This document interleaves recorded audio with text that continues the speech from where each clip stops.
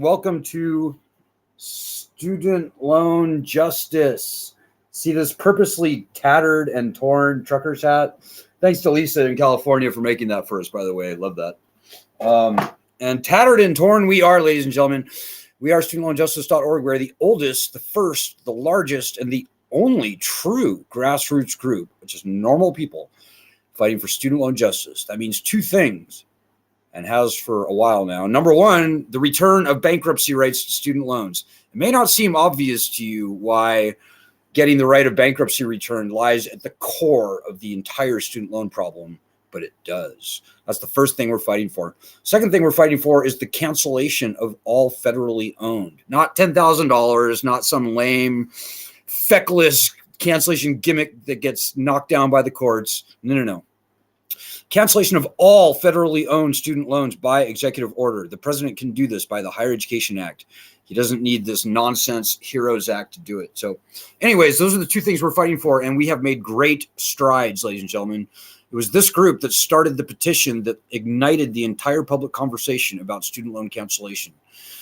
So while we are very disappointed by the Supreme Court ruling, no matter which way that case went, guys, it was going to be nonsense. It was going to get bureaucratized to death. As long as the leverage of bankruptcy remains gone from us, we can beg Joe Biden or the next president forever to cancel loans, to reduce interest to zero, to do all these things, negotiated workouts for you in your unique situation. No matter what you want to see happen with your student loans, it's just we don't have any power, ladies and gentlemen, until we get the same bankruptcy rights that every other borrower for every other type of loan has. So it's just so important. I hope you realize that. So there's a lot going on right now, ladies and gentlemen. I'm going to keep tonight's live stream rather short. Couple of announcements.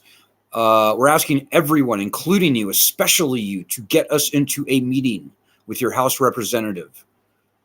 Everybody's got a House representative. Find out who your House of Representatives representative is and get us into a meeting. We can do all the talking. Tell them you want to bring us into the meeting. I know a lot of people don't feel super comfortable talking about why the return of bankruptcy to student loans is so important. We are very comfortable talking about that. So if you set up the meeting and bring us in, we will do all the talking. So if you set them up, we'll knock them down. And ladies and gentlemen, when we get the right of bankruptcy return, very few people should actually have to file, but that is absolutely what has to happen if we're going to see any kind of meaningful student loan cancellation after that. And I think in fact, I know it's a very direct path between us getting that leverage back and finally the lending system being forced to behave in good faith. Right now, it is not. And I could go on for a while about that, but I'm going to save my breath. So if you can get us into a meeting with your House rep, if you forget everything I say tonight and do at least that, you will have pulled your weight for this cause, which is your cause, because these are your loans. You know, we're a working fighting group, guys. You need to know that. We're not here to entertain you. We're not here to, build our organization or get political credit. We are a fiercely nonpartisan group. We're only trying to solve the student loan problem. We are only normal people. And we only win when you help us fight. And at a minimum, that would mean doing our daily actions. We've been at this for a long time, guys. And please just hear me now. Hopefully believe me later. Hear me now, definitely believe me later. The most efficient use of your time is doing these daily actions. They're very quick. They take not even a minute most days to do. Got to have a Twitter account, get a Twitter account. So, yeah, get us into a House rep meeting. Also, one other special, do the daily actions, obviously. And one other thing I would mention is if you can get a letter to the editor of your local newspaper published calling for the return of bankruptcy protections, it would be extraordinarily meaningful. Remember, guys, we're fighting for loan cancellation. We started that whole thing. We started that whole public conversation. But we know we're not going to get there unless and until the playing field is leveled. Got to get bankruptcy rights back, guys. Nobody should even have to file, by the way. It's just having that leverage that's so important. So I'm going to look for your questions and comments tonight. If you're watching us live on Facebook and or Twitter. So the topic tonight, and I will keep it very brief tonight. I'll keep this live stream to less than 20 minutes for sure. Title of tonight's live stream is Smoke and Mirrors and Lawsuits. So I want to bring to your attention this graphic that we just made. And I just want to show you how lame the student loan cancellation that we've seen under Joe Biden's presidency has been. Okay, I'm going to share my screen here. Here we go. So in the first 2.5 years in office, Joe Biden has canceled 2.5. He's in the first 2.5 years in office, Joe Biden has canceled $116 billion. Now that sounds like a lot, and maybe it is a lot. I guess it is a lot. But guys, we have to take this in a larger perspective. Think about this. In a typical 2.5 year period, $250 billion in interest is added to the nation's student loan debt tab. And in addition to that, around $238 billion in new loans are slapped onto the backs of college students. So that's a total growth of the student loan portfolio of $478 billion in 2.5 years. So I hope you're starting to realize, Joe Biden or any president could cancel $116 billion every 2.5 years. And even still, $362 billion would be added onto our backs, onto the country's back in federal student loan owings. $362 billion. And so in 5 years, that's over $700 billion. And that's with Joe Biden canceling student loans like he has been, or the next president. This has very little to do with Biden. So guys, please, the propaganda of the defenders of this lending program, the apologists for the federal student loan program, they are trying so hard right now to gaslight us. They're saying, oh no, look at all the great things Joe Biden did, and we're going to do more, and vote for the Democrats, and this and that. We're a fiercely nonpartisan group, guys. We see through the nonsense. And I'm here to tell you that it is a good cop, bad cop thing. They're both cops, the Democrats and the Republicans. So this Biden cancellation nonsense that they keep hammering into the zeitgeist, it's nonsense, guys. It's smoke and mirrors. And the problem persists. And just don't buy it, guys. Please be smarter than that. We've been doing this for 18 years, guys.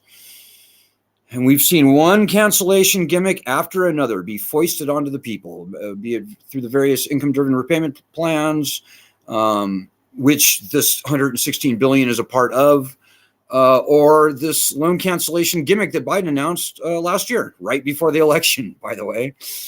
So we're just not buying it, and you shouldn't buy it either. And as I said, we're a fiercely nonpartisan group. And to prove that we're a fiercely nonpartisan group, let's go on to the next part of tonight's broadcast.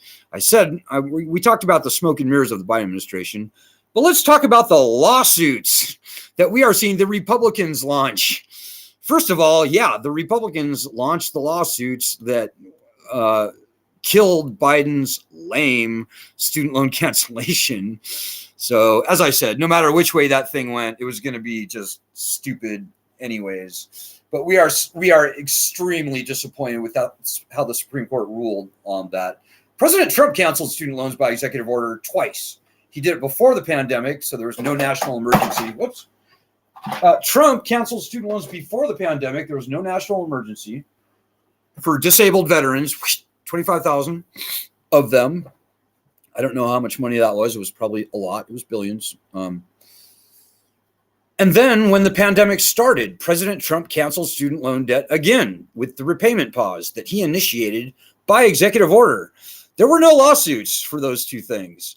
And so then Biden tries to do 10,000 for everyone, which is, as I said, doesn't help the worst hurt borrowers. Most people on our group are like, you may as well add $10,000 onto my balance, but whatever. Supreme Court knocked it down, only proving that politics happened in that case over precedent. Politics took precedent over precedent in that Supreme Court case. So now we have another lawsuit launched by Republican conservative interests. And here now, or actually legislation, I should say, the Republicans in Congress are trying, and I think actually a lawsuit as well. They are trying everything they can do to thwart lawsuit and legislation, to thwart Joe Biden's SAVE plan. And, guys, I don't know what the deal is with the Republicans. They are so fucking evil. Like, I don't know how stupid they could possibly be. There are 38 million voters in the country with student loans and who are losing sleep over their loans. There are 43 million in total for federal student loans, another 10, 12, 13 million with private student loans. And everything the Republicans do is like stabbing a knife into our eyeballs. And a significant majority of these student loan borrowers, despite what you may think, despite what the media would have you believe, majority of these student loan borrowers are either Republican or independent. So independents are a big chunk, by the way.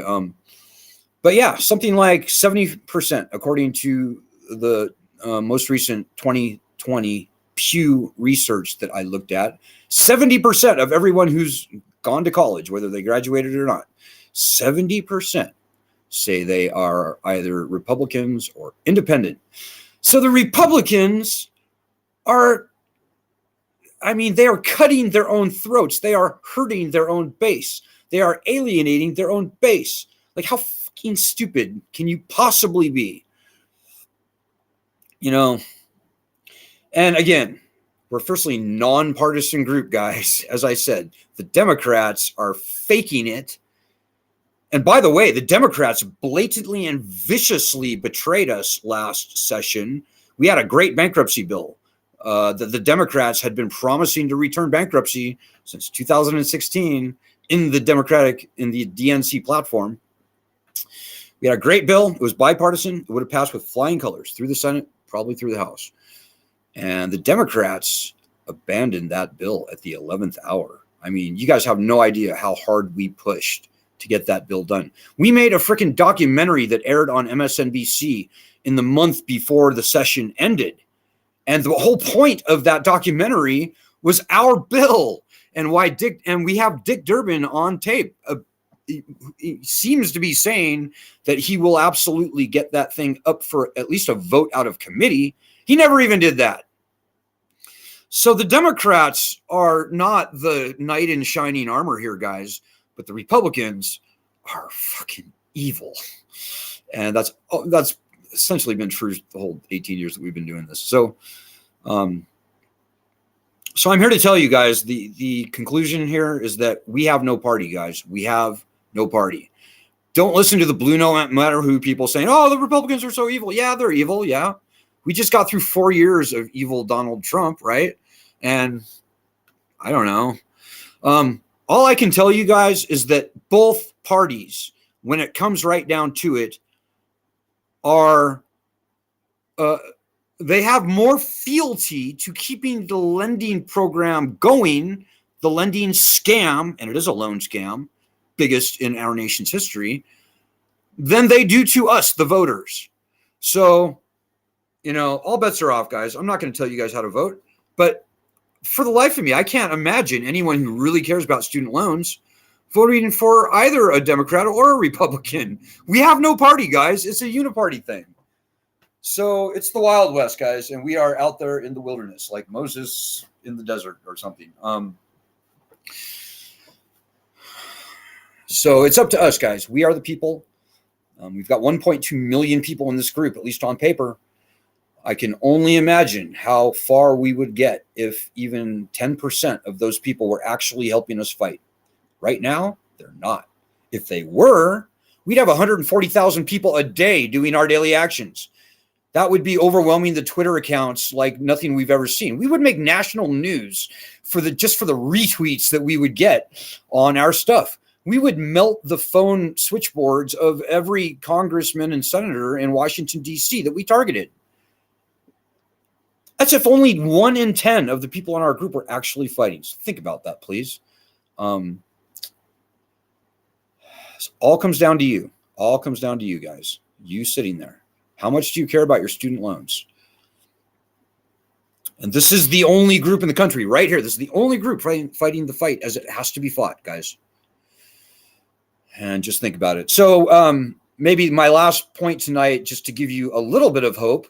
What we are doing is working, ladies and gentlemen. We've been pushing the Republicans. We like going into the lion's den, guys. We don't preach to the choir.